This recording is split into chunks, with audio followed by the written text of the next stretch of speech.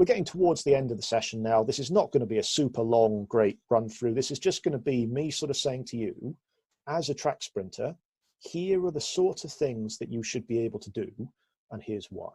Okay, so what I've done is I've put together a list here of what I think,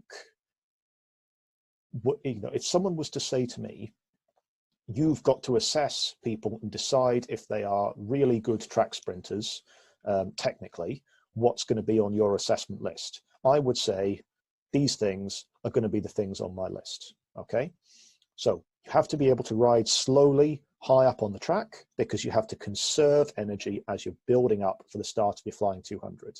So you need to understand how to ride slowly, how to apply pressure in the bankings to get you gradually round. And basically the way you do that is, as you're in the straights, you're putting out almost no power.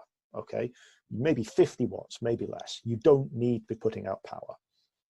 As you go into the bankings, you gradually start to increase the power, you gradually start to build it up until you're at a peak right in the middle of the banking where it's steepest, and then you just gradually start to lift it off again as the banking flattens out, until once you're in the straights again, you're doing 0 watts.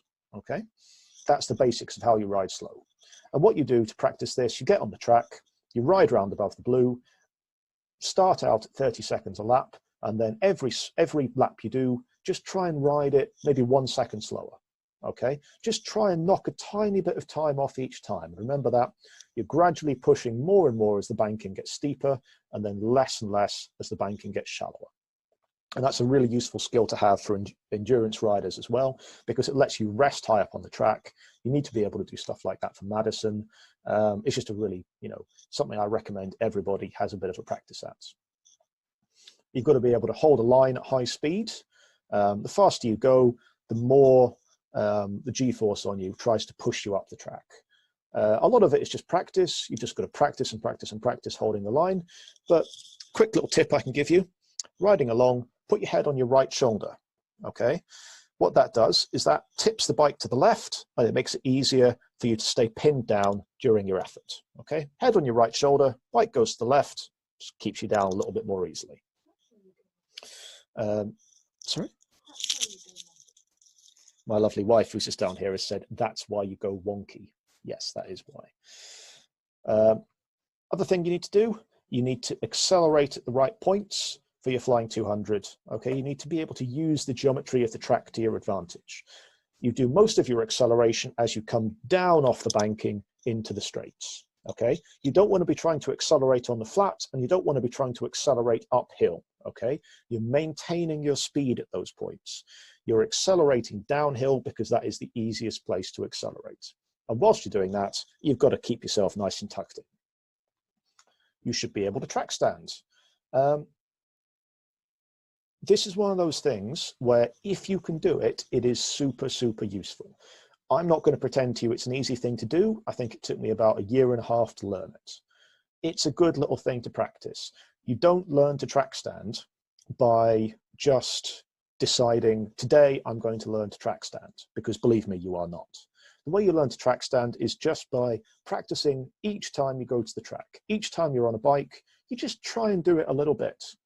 Some of the key points for this, if you're on a fixie, you need to be able to apply pressure to both the front and rear pedals. If you are on a normal bike, you need to be facing slightly uphill so that you can allow it to rock back. Okay, you don't remain motionless in a track stand. Your body stays still and the bike rocks back and forth under you to maintain your position. Okay, handlebars should be turned to the right, your right foot should be forwards, and you look at a point in the distance. Okay, just nice and relaxed, rock back and forth, and you should be able to get it. You'll find you practice it 100 times and you simply can't do it. And then the 101st, you can do it for a couple of seconds, and the 102nd, you can simply do it.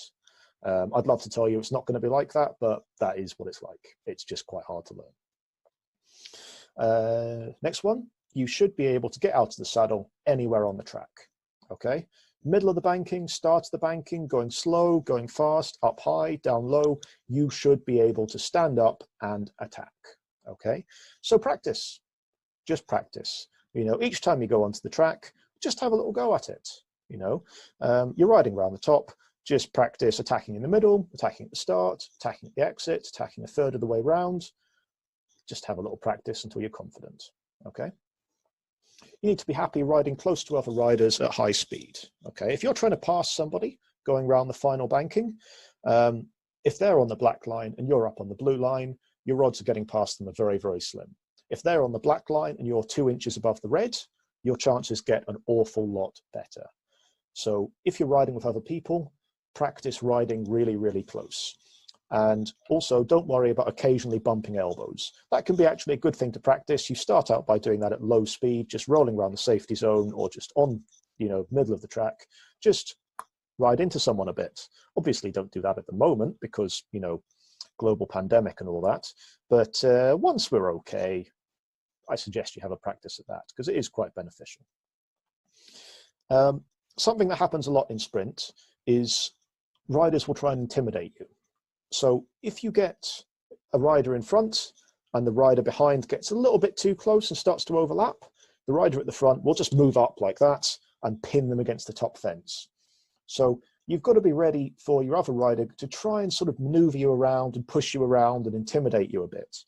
So again, stuff like practicing in training sessions with someone you know, someone you trust, and just say, right, try to not let me pass. Try to move around on the track. Try to keep me against the top fence, okay? Practice these things because if you don't do them in practice, someone will do them to you in competition anyway, okay? The last thing you really need to be able to do as a sprinter is ride forwards whilst looking over each shoulder. So you've got to be able to ride forwards, looking over the left shoulder, looking over your right shoulder, and using your peripheral vision to steer and keep yourself going the right way. One thing that works really well for this is to have mirrored sunglasses or mirrored visor, because then what you can do is you can just put your head on your shoulder and just flick your eyes. Just flick your eyes back and forth so that you're watching the rider behind you and then you're watching where you're going. The reason for the mirrored visor is they can't see where you're looking, because if they see that you've just flicked your eyes forwards, they've got a little moment in which they can attack like that, okay? So keep your head on your shoulder. Just if you can't spend all the time looking behind you, it's okay to flick back and forth, but try to have a pair of sunglasses so it's not obvious what you're doing, okay? Starts are really important as well. They're just a really good method of training. So I suggest every sprinter puts a bit of effort into learning how to properly do a gate start. It's good training, it's great technique, teaches you a lot about how to accelerate your bike, and it means you can do team sprint if you ever want to. So yeah, it's definitely something that I suggest you do. I will just say a little bit, I haven't actually got it here, but I'll say a little bit about tactics. There are millions of sprint tactics out there, and there's actually some quite good videos on YouTube and on the internet already, so I'm not going to go too much into it. What I'm going to do is just touch a little bit on something I said earlier, which is tactics are cool, tactics are fun, but a sprint race is almost always won by the fastest rider. All other things being more or less equal, the faster rider tends to win. Okay, so yes, learn tactics. Yes, do some work on understanding how to move about on the track and where you want to be at different times. But fundamentally, you want to spend as much time as possible getting stronger, getting faster, because that's going to win you a lot more races than being tactically perfect. I did a bit of research into this a while ago, and I think it was the 2018 World Sprint Championships. The top 5 qualifiers in both the men's and the women's race finished in exactly the same order which they qualified. Okay, nobody moved up or down. All right, so fundamentally, top speed is the main determinant. I'm not going to get my soapbox about this. I'm just going to say that if it was up to me, we would get rid of Flying 200 completely, and the qualifying would be a standing lap, and then you would not be allowed to change your gear before the main sprint. So you'd have a choice between qualifying high by using a little gear and then struggling in the sprint, or qualifying quite low but doing well in the sprint. I think that would be a lot more interesting, but I'm not going to bang on about it. That's all I'm going to say. Okay. Last little thing, I'm going to talk a little bit about Tandem Sprint, basically because someone asked me to before this. The ways in which riding a tandem is different.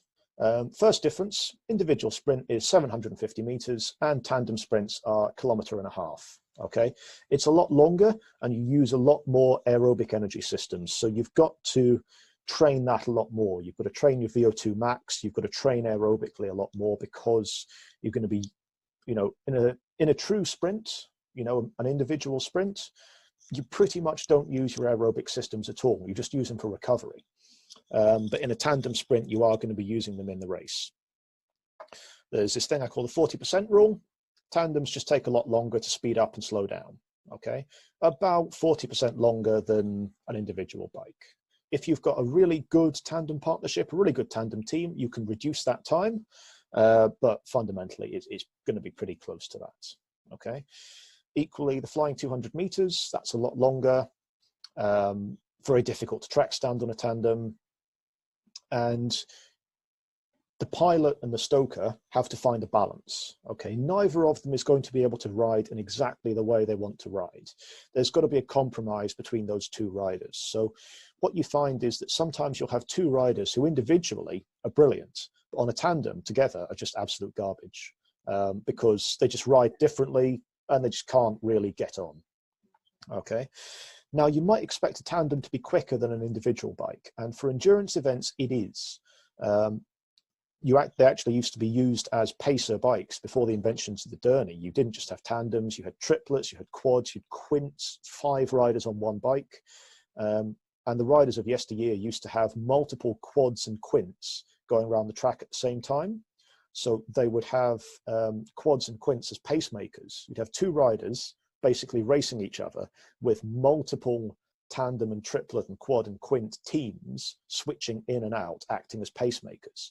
The top riders, when they were traveling around Europe, used to take up to 30 or 40 other riders with them just to act as pacemakers.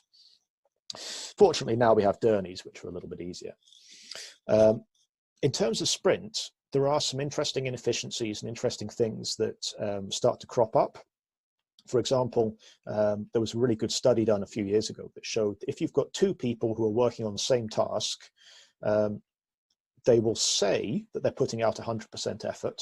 They'll only actually be putting out about 90% effort. They'll think they're going to write their maximum, but actually they're not quite, just because there's something about having someone else there that makes it much more difficult to get to that peak figure. You've also got more inefficiencies, you've got more flex in the frame, more stretch in the chain. You've got that problem of having to ride a longer effort and taking longer to get up to speed. So what you find for a tandem in a sprint event is that any 2 riders, as long as they're reasonably close in speed, will go about as fast as the fastest rider would individually.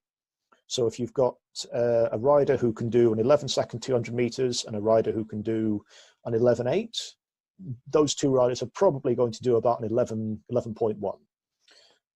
If you've got 2 riders, one does an 11-second and one does a 15 second, they're not going to be particularly quick. They're probably going to do 12, 13 seconds, something like that, just because the stronger rider will not be able to fully compensate for the weaker rider.